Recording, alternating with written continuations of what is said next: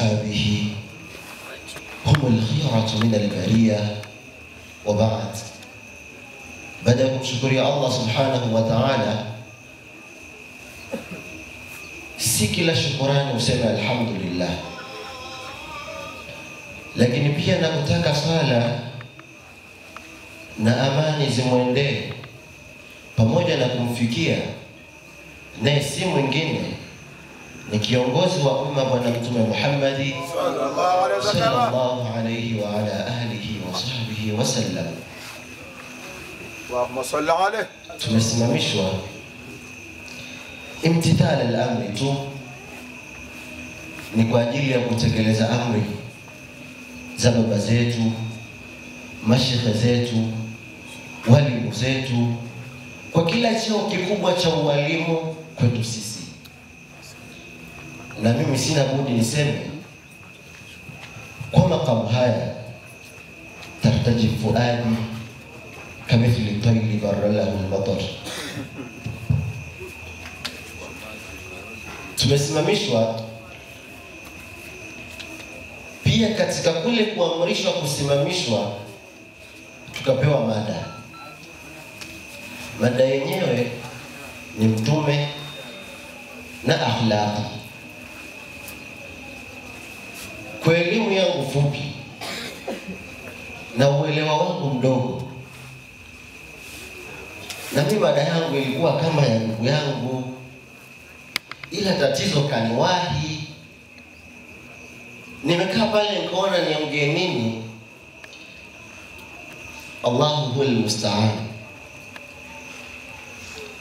Allah atakachonipa ndicho nitakachoongea. Katika aya nilizozitanguliza mwanzo ni aya zilizopo katika suratul Insan, ambayo inaanza ya kwamba baada ya a'udhu billahi na bismillah, hal ata 'ala al-insani hinun min ad-dahri lam yakun shay'an madhkura. Sipo ninapopataka, wala zile aya nilizozisoma si maanishi kwamba ndo nilikuwa nazikusudia zile, hapana. Ni ule uoga tu, ile aya ikanitoka. Ninapokusudia mimi ni hapa katika hiyo suratul Insan aya ya 12 mwanzoni tu Allah alisema wajazahum bima sabaru jannatan wa harira. Malipo watakao yapata watu wa peponi ni kwa sababu ya subra yao. Unaweza usielewe, turudi nyuma kidogo. Bwana Mtume Muhammad sallallahu alaihi wa ala alihi wasallam alifanyiwa maudhi mengi, na watu waliomuudhi sio watu wa mbali, ni watu wa kwenye familia yake. Lakini kwa sababu yeye ndiyo mwalimu na yeye ndiyo tabia njema, yale yote alipambana nayo kwa subra. Ilifikia mahala watu kwa ubaya waliomfanyia mtume walikuwa wanabadilisha njia baada ya Fathu Makkah. Watu kwa ubaya waliomfanyia mtume walikuwa hawatoki nje. Pia watu pamoja na ubaya waliomfanyia mtume baada ya Fathu Makkah walihama miji, walihama wengi. Wengine walikosa pa kwenda wakarudi kwa mtume. Na miongoni mwa watu ambao walirudi kwa Mtume Muhammad sallallahu alaihi wa ala alihi ni Ka'b ibn Suhail. Baada ya kuwa kakosa pa kwenda, aliona kwa sababu sina jinsi, pia sina msaada, wacha nirudi kule kule katika mji wangu. Na kwa usalama wake akaamua aende moja kwa moja mpaka kwa Mtume Muhammad. Alipofika kutaka maneno mengi,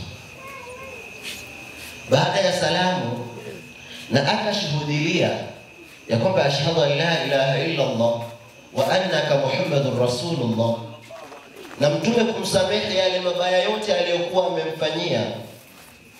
Kwa ule msamaha imetoka kuongelewa hapa na Imamu katika sifa za Mtume, alikuwa ni msamehevu. Kwa ule msamaha wake Mtume, Ka'b bin Zuhayr alitoa maneno hali ya kuwa ni shara maarufu, japo ni magumu ila ni maarufu. Kasida inayoitwa Bakat Su'ad ni magumu lakini ni maarufu. Alienda kwa Ka'b katika yale maongezi ya kwanza, kubana Su'ad fa qalbi al-yawma matbulu mutayyam ithraha lam yufda mahmulu. Kaenda mwishoni akafika akasema, umbitu anna rasulallahi aw'adani wal 'afu 'inda rasulillahi ma'mulu. Haya maneno yanaonesha ya kwamba Mtume kwa ubaya aliyokuwa amefanyiwa na Ka'b bin Zuhayr alikuwa amekusudia kumfanyia ubaya. Kwa ule ubaya wa Ka'b bin Zuhayr alivyomfanyia Mtume baada ya yeye kupata ushindi, na yeye alikusudia ya kwamba Ka'b akionekana popote auliwe. Lakini alipokuja Ka'b mwenyewe kwa Mtume alimsamehe, pamoja na kwamba alikuwa ameweka ahadi yule mtu akionewa auawe. Sallu ala rasulillah. Kwa sababu ya yale maneno ya Mtume, Ka'b alivyosema kwamba kwa zile taarifa aliyokuwa anazisikia kwa chini kwamba umbitu anna rasulallahi aw'adani, mimi nimepewa habari, na hizi habari ninazopewa sio habari ndogo, ni habari kubwa. Ukitaka ushahidi wa kwamba hii umbitu ni habari kubwa, rudi katika Qur'an. Idha ja'akum fasiqun binaba'in fatabayyanu. Allah hakutaja habari. Naye pia huyu Ka'b baada ya kuona Mtume amekusudia kweli na hili jambo sio dogo, ndio maana akasema umbitu, nimepewa habari za haswa kwamba Mtume amenipa nia.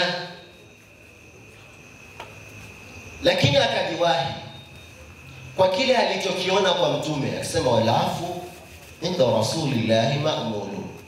Pamoja na kunipania kwake Mtume, msamaha wake ni wenye kutarajiwa kuwepo, kwamba Mtume hata akuambie baya lipi, usikate tamaa, msamaha wake ulikuwepo. Ikiwa ni hivyo, Mtume kaudhiwa, akasubiri, kisha akaja kusamehe. Na yeye ndiyo mwalimu. Mimi na wewe ni nani mpaka tuwe tuna kinyongo?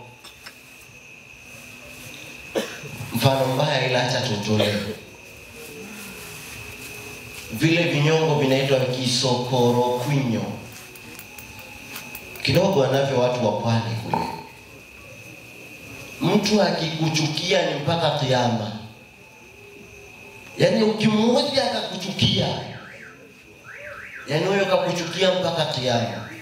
Vile visokoro kwinyo Mtume hakuwa navyo, na katufundisha ya kwamba pamoja na maudhi tunayopewa tuwe na subira, kisha tusamehe. Na ndiyo watu wa peponi wataingia kwa sababu ya subira yao duniani. Ndio ile wajazahum bima sabaru jannatan wa harira. Wale watakaosubiri kwa maasi yanayofanyika duniani akawa na subira, malipo yake ni jannatan ambayo ya kwamba wafasiriji wamesema ile jannatan ni wanaingizwa, kuna fi'lu zimekuwa mahadhufu, wanaingizwa peponi. Wa harira, hauwezi ukapewa hariri katika kiwanja cha mahshari. Wa yalbasuna fil jannati harira, kwa subra na maudhi tunayofanyiwa na akhlaqi ya mtume ilivyokuja, inabidi tusubiri sana. Tumalize kwa maneno mafupi sana yaliyotunga kama vile ni shairi, lakini si shairi, ni nathri. Alisema ittaqi sharra al-ghariba marratan wa sharra al-qariba alfa marratin. Ogopa sana shari ya mtu mgeni. Usiogope sana, ogopa mara moja tu. Lakini ogopa shari ya jirani yako mara 1000. Maudhi ya mtume sababu yake haikuwa kwa wale gharibu. Sababu ya maudhi ya mtume ilikuwa kwa watu wa karibu. Kuna sisi kwa tunavyoishi vyovyote vile, tuogopeni sana shari ya jirani yako. Shari ya jirani ni kubwa kuliko shari ya mgeni. Wassalamu alaikum wa rahmatullahi wa barakatuh.